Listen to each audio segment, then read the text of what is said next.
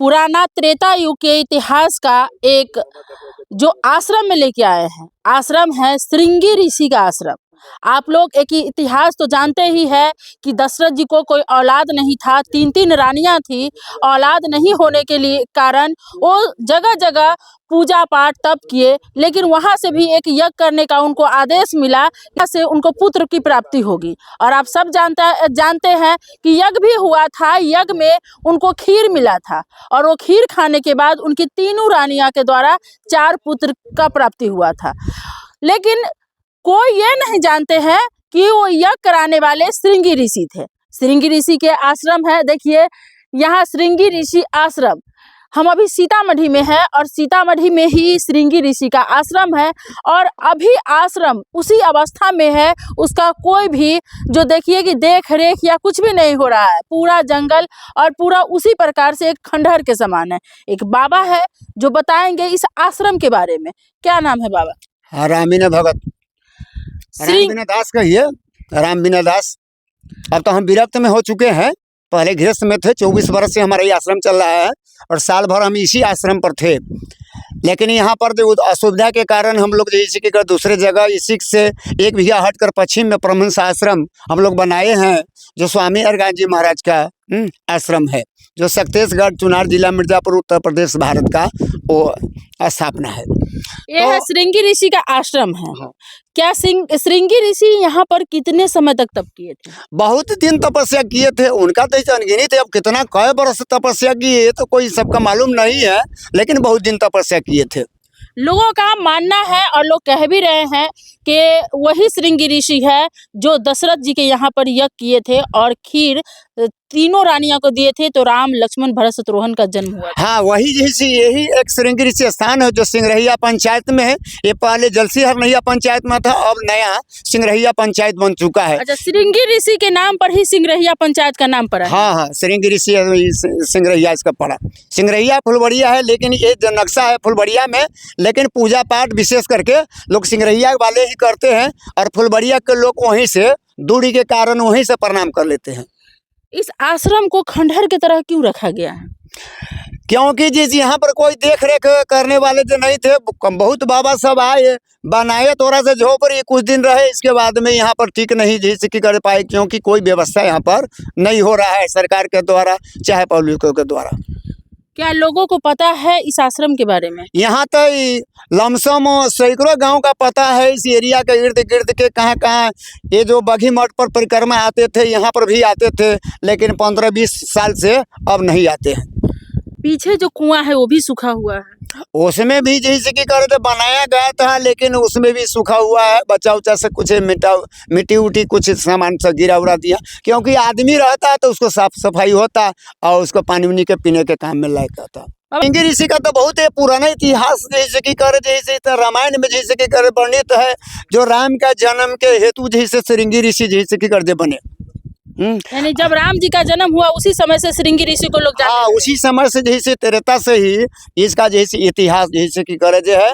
और जब कौशल्या के कई सुमित्रा जैसे तीनों रानी और दशरथ जी के साथ पहुँचे वशिष्ठ जी के आश्रम पर, तो वही बताए, सारा दुखड़ा सुनाए और दुखड़ा सुनाने के बाद में कहा कि आपको पुत्र का मिष्टिजय करना होगा, तब ये पुत्र का प्राप्ति होगा।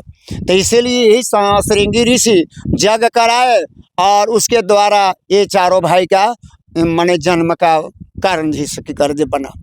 आपने कहा दशरथ जी की एक पुत्री भी थी, लेकिन ऐसा कुछ रामायण में तो आया नहीं। ऐसा हम लोग जैसे संत महात्माओं द्वारा सुनते हैं कि दशरथ जी के पास में एक लड़की थी जिसका नाम संता था। मित्र के पास में कोई उसका संतान नहीं था, जो अंग देश के राजा लोमपा जी थे, तो ये अपना लड़की उन्हीं को सौंप दिए थे और वही शांता और श्रृंगी ऋषि के साथ जैसे उनका संबंध हुआ। मतलब श्रृंगी ऋषि का उसी शांता से शादी? हाँ, शांता से शादी हुआ। ये जो है उन्हीं का ही है मंदिर? हाँ, वही इन्हीं का जैसे कि कर मंदिर है। और सब जैसे गाछ वृक्ष सब जैसे कि कर है, लमसम 30-35 वो आम के वृक्ष है, बेल का पेड़ है और इस समय जामुन का भी पेड़ है। तुलसी का पौधा है। और ये थोड़ा मोड़ा यही से लोग सब आते हैं, कभी काल साफ सुथरा करके पूजा पाठ करते हैं। और प्रति कोई भी अवसर होता है, दिवाली का अवसर होता है, छठ के अवसर पर होता है, यहाँ पर बराबर कम से कम हम लोग जब से अकील है तब से यहाँ पर 2530 बार जग हो चुका है। नवा से लेकर अष्टजाम एकादश सब लेकर लोग पूजा भी करने आते हैं। हाँ, पूजा भी करने आते हैं। कभी कोई की लड़का लड़की के देखा सुनी भी होने आता है तो लोग यहाँ पर आ जाते हैं। आप लोगों ने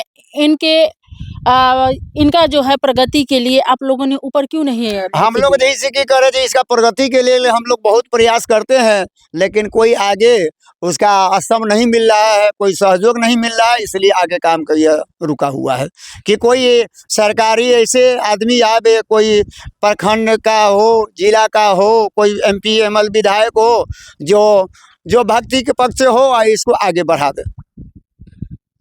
चलिए, ऐसे ऐसे आश्रम है जिसके बारे में आप लोगों को पता नहीं है और ऐसे ऐसे खंडहरों में है, जैसा कि यह है श्रृंगी ऋषि का आश्रम। और श्रृंगी ऋषि का आश्रम देखिए, वहाँ एक कुआं है और यहाँ एक छोटा सा मंदिर है, बाकी इसके अलावा कुछ नहीं है, कोई भी देखने वाला नहीं है।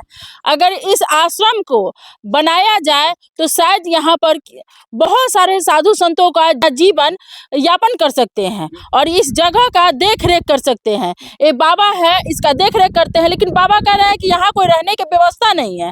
इस वजह से हम लोग यहाँ से काफ़ी दूर रहते हैं। क्या बाबा, अगर यहाँ कुटिया बना दिया जाए तो क्या आप लोग यहाँ पर रहेंगे? हाँ, हम लोग रहेंगे, लेकिन इसमें एक और है कि ये बिहार सरकार है जो हम लोगों को बाबा दादा के ज़मीन जैसे है, और ये ज़मीन बिक्री नहीं हुआ है, बगल का हुआ है, लेकिन इस पर जैसे नया जो चकबंदी वाला जो हुआ उसमें जैसे कि यहाँ के जो अगल बगल वाला है इसको अपने नाम से जैसे कि कर्ज कराया, और वही जो कोई बनाने पर भी तैयार होता है तो आरोप लगाता है। यानी कि ये जमीन निजी हो गया है, सरकार का जमीन नहीं है। ये सरकारी जमीन है, लेकिन इसको रुपया देकर ये गलत ढंग से काम किया है, लेकिन उस पर ये दखल नहीं जमा पा रहे हैं। पूरे पब्लिक यहाँ पर ढंग से एक्टिव है और उसको हक में नहीं दे रहा है। तो क्या पब्लिक चाहेंगे तो हाँ, बन सकता है? हाँ, पब्लिक चाहे, पूरा एरिया के लोग चाह रहा है कि यहाँ पर बनना चाहिए भव्य आप मंदिर। लोग चंदा लगा के भी तो बना सकते हैं। बना देते हैं तो वही जैसे थोड़ा विरोध करते हैं।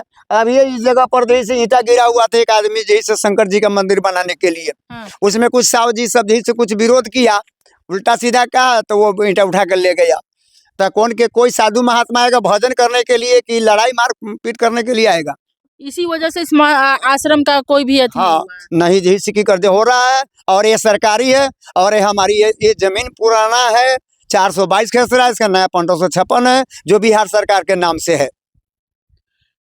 देखिए, ये लोग चाहते हैं कि ये श्रृंगी ऋषि का आश्रम अच्छा बने और बाकी यहाँ पर जो साधु संत है वो आकर के रहे, क्योंकि श्रृंगी ऋषि के नाम पर ही ये इस पंचायत का नाम भी पड़ा है। लेकिन यहाँ पर कुछ लोगों के माध्यम से इनका आरोप है कि यहाँ आश्रम बनने नहीं दिया जा रहा है। सरकार की अगर नज़र पड़े तो इस आश्रम को अगर बनाया जाए तो शायद लोगों के लिए बेहतर होगा। और आपको बता दें कि ये किसी गाँव में नहीं है, ये बीच जो वन है, खेत है, उसके बीचों बीच है, गाँव से काफ़ी दूर है।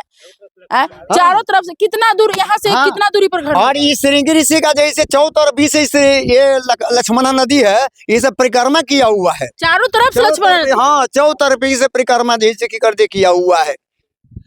इस आश्रम के कितना दूरी पर गांव है? हाँ, ये सब 1.5 किलोमीटर 2 किलोमीटर के जैसे सब के बीच में है।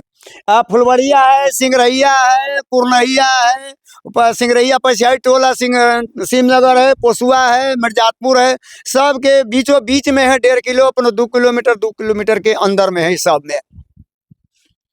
चलिए, तो इस आश्रम के देख रेख और आश्रम को आगे इसको जो बनाने की प्रक्रिया के लिए अगर सरकार की एक नज़र जाती है तो इस जगह का जीर्णोद्धार हो जाता है। अगर इसकी प्रगति हो जाती है तो हजारों नहीं लाखों लोगों के लिए एक तीर्थ स्थल बन जाता है। जो भी पुनौरा धाम, जानकी मंदिर, हलेश्वर स्थान और जनकपुर जाने के बाद यहाँ भी आने के सोचेंगे कि इस स्थान को भी देखेंगे, क्योंकि यहीं के वो संत थे जिनके माध्यम से राम, लक्ष्मण, भरत, शत्रुघ्न का जन्म हुआ था।